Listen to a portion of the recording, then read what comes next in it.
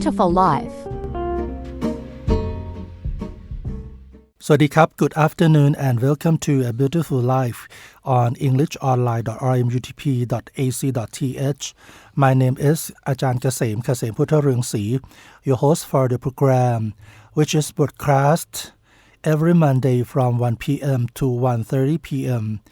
Articles and information about life lessons or good phrases from the books are presented in this program every Monday.Together with the latest news from Rajamongkol University of Technology, Pranakhon, for you to enjoy. Today, we started with 10 life lessons from Alexander the Great. So we should take a look first about Alexander III or Alexander the Great.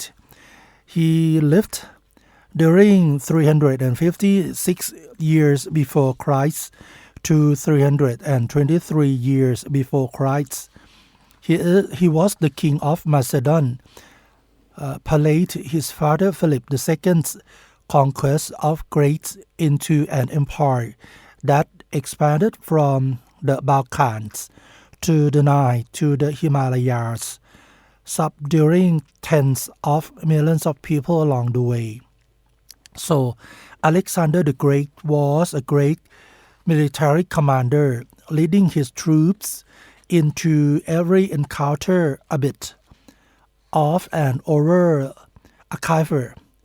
The historian Plutarch wrote that Alexander the Great wept upon learning that the universe was infinite. When asked what was wrong, he replied,There are so many worlds, and I have not yet conquered even one. So here are 10 life lessons from Alexander the Great. Lesson number 1. Have the great mentor. Alexander's father Philip chose Aristotle, who lived during 384 years before Christ to 322 years before Christ to instruct his 13-year-old son. Aristotle taught the young prince geography, zoology, politics, and medicine. Alexander was greatly influenced by the philosopher's teachings. On later military campaigns, Alexander brought scientists with him and sent plant and animal specimens back to his former mentor. So that the first lesson, have the great mentor. The second lesson, lesson number 2, have clear vision.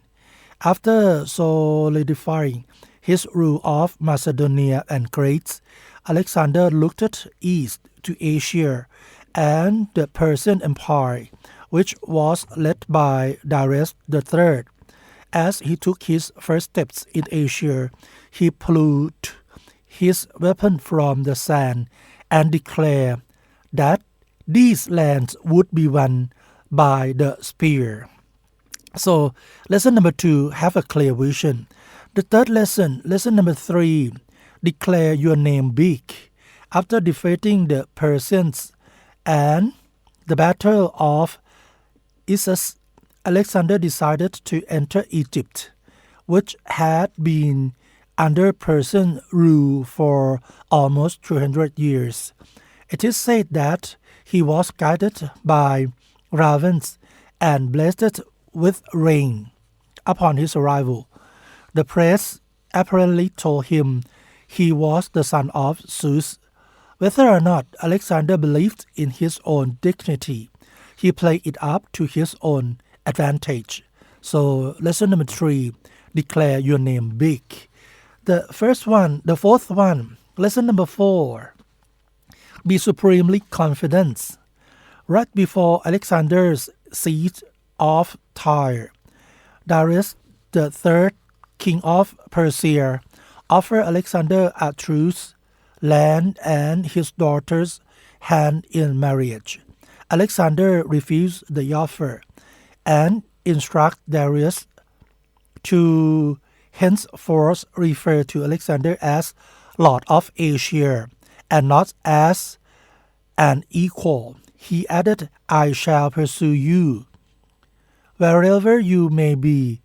Never doubt you can accomplish with what you set out to do, and do not compromise. So do not forget lesson number 4. Be supremely confident. The next one, lesson number 5. Change your strategy. If you see something in your life isn't working, change it up. You must be flexible in your quest to succeed. That's what Alexander did. He started with the idea of the mole, but when that alone did not work, he added catapults and naval ships. So lesson number 5, do not forget, change your strategy. Lesson number 6, reward yourself. Alexander's men were famously and supremely loyal to him. He bred his royalty and kept his men's resolution strong by recognizing and rewarding them individually for the brave deeds in battle. Apply this same principle in your own life. After you fulfill one step, go out and treat yourself to something. Do not forget to reward yourself as the lesson number 6. Lesson number 7. Learn from the greatest mistakes. It soon became clear that Asia was larger than had been estimated. With his campaign suffering from mission drift, Alexander succumbed to his men's pleas and turned back. It was probably Alexander's greatest mistake, as 15,000 of his men died of starvation or heat in the Gedrosan deserts, more than all those he lost in battle. The journey may have taken its toll on Alexander as well, so do not forget to learn from the greatest mistakes. That is lesson number 7. The next one, lesson number 8. Don't take life for granted. With death staring him in his face, Alexander realized how his conquests, his great army, his sharp sword, and all his wealth were of no consequence. He said, I want my physician to carry my coffin, because people should realize that no doctor can really cure anybody. They are powerless and cannot save a person from the clutches of death. So let not people take life for granted. So remember this one. Lesson number 8, don't take life for granted. Lesson number 9, do not waste time to chase wealth. Alexander said, the second wish of strewing gold, silver, and other riches on the way to the graveyard is to tell people that not even a fraction of gold will come with me. I spent all my life earning riches, but cannot take anything with me. Let people realize that it is a sheer waste of time to chase wealth. So lesson number 9, do not forget that don't waste time to chase wealth. And the last one, lesson number 10, only wisdom and goodness can go with you after death. Alexander said, and about my third wish of having my hands dangling out of the coffin, I wish people to know that I come empty-handed into this world, and empty-handed I go out of this world. With these words, the king closed his eye. Soon he let death conquer him and breathed his last word. I am not afraid of an army of lions led by a sheep. I am afraid of an army of sheep led by a lion. So those are 10 lessons learned from Alexander the Great. We'll be right back after the short break.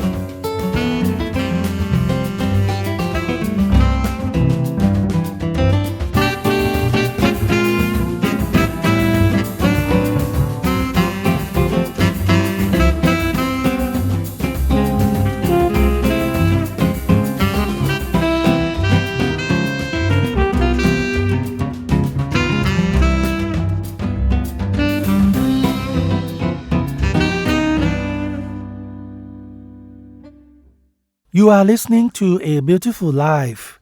So right now we're back to another topics for today. That is 7 habits of highly active people. It will grow the habits of putting ideas into actions. They said people of the top of every profession share one quality. They get things done. This ability, supershared intelligence, talent, and connections to determining the size of your salary and spread of your advancement.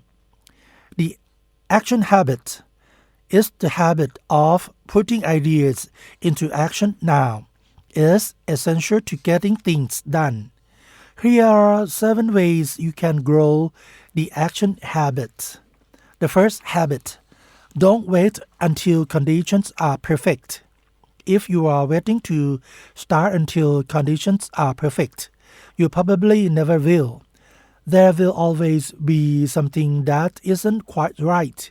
Either the timing is off, the market is down, or there's too much competition.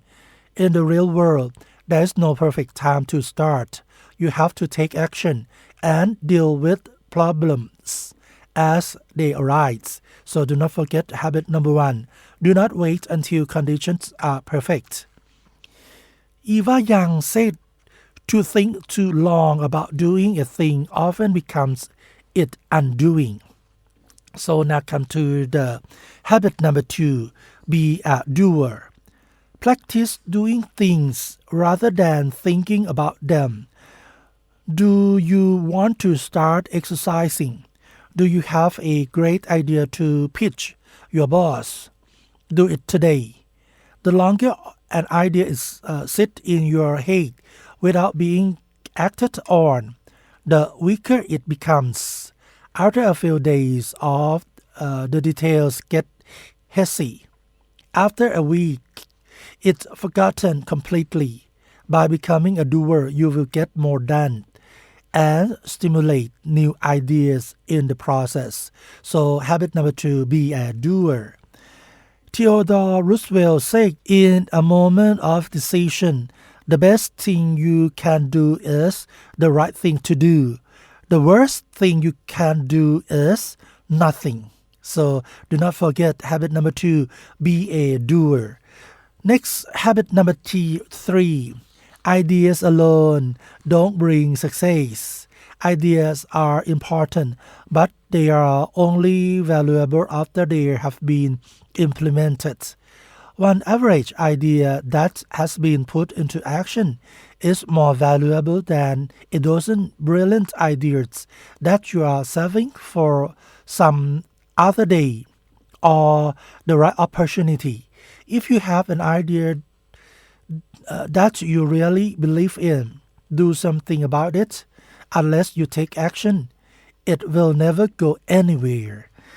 And Bertrand Russell said, nothing is so exciting as indecision, and nothing so futile. Do not forget habit number 3. Ideas alone don't bring success. The next one, habit number 4.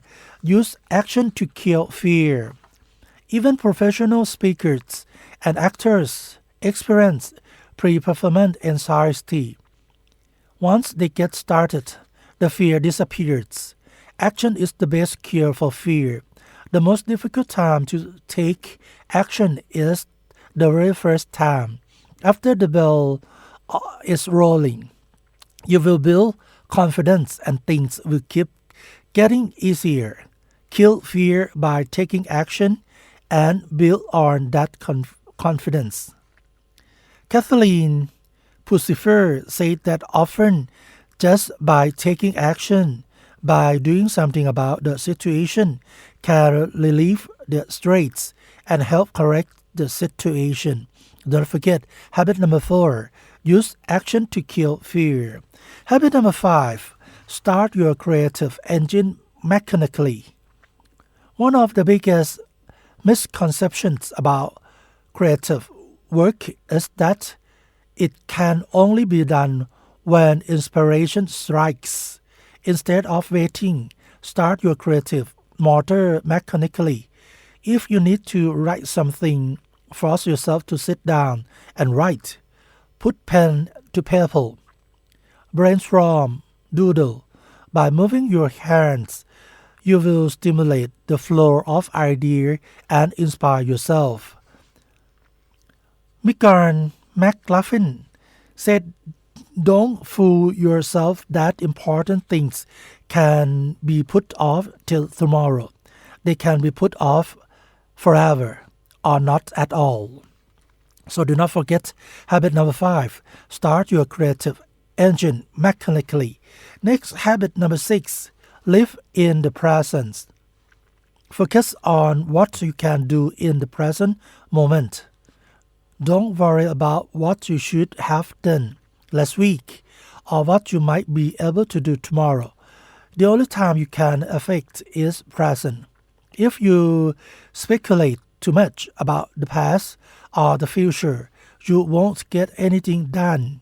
Tomorrow or next week frequently turns into never. James A. Missioner said, "Do not put off for tomorrow what you can do today, because if you enjoy it today, you can do it again tomorrow." So habit number 6, live in the present. Do not forget. Habit number 7, get down to business immediately. It's common practice for people to socialize and make small talk at the beginning of meetings. The same is true for individual workers. These distractions will cost you serious time if you don't bypass them and get down to business immediately. For by becoming someone who gets to the point, you will be more productive and people will look to you as a leader. Benjamin Franklin said, "You may delay, but time will not." So habit number 7, the last one, do not forget, get down to business immediately. It takes courage to take action without instructions from the person in charge. Seize the initiative. When you have a good idea, start implementing it without being told. Once people see you are serious about getting things done, they will want to join in. The people at the top don't have anyone telling them what to do. If you want to join them, you should get used to action independently. So do not forget those 7 habits of an active people. And when there is a hill to climb, do not think that waiting will make it smaller. Climb it today. So that's all for A Beautiful Life today. Before we end our program today, we have the latest news from Rajamongkol University of Technology, Pranakon. Lecturer from the Faculty of Mass Communications of Rajamongkol University of Technology, Pranakon, giving an interview to the media on how to present the news during the election period at the Thai Parliament Television or TPTV Channel 10. Assistant Professor Atakan Satya Panit, lecturer from the Creative Media Technology program at the Faculty of Mass Communication Technology of Rajamongkol University of Technology, Pranakon, give an interview at the Thai Parliament Television or TPTV Channel 10 on the issue guideline for the media on how to present the news during the election period in the evening newsroom program named Issue is the News, which will be broadcast on April the 20th, 2023. There are important issues such as current media news presentation perspectives. The issues which the media must be careful when presenting news during the election period, especially online media. The view of the online media that compares themselves to the media equivalent to the mainstream media. How to present the election news comparison of the media presentations during the election period from the past to the present, including media ethics and media punishments to raise media awareness of morality and media ethics at the Thai Parliament Television or TPTV Channel 10. Do not forget, the program will be broadcast on April the 20th, 2023. So the time is up for today's A Beautiful Life. Please join us every Monday here on EnglishOnline.rmutp.ac.th. Your host has been อาจารย์เกษม พุทธเรืองศรี You are welcome to subscribe our channel on EnglishOnline.rmutp.ac.th.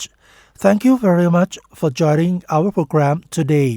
See you again next Monday. สวัสดีครับ Beautiful Life will be back again next Monday.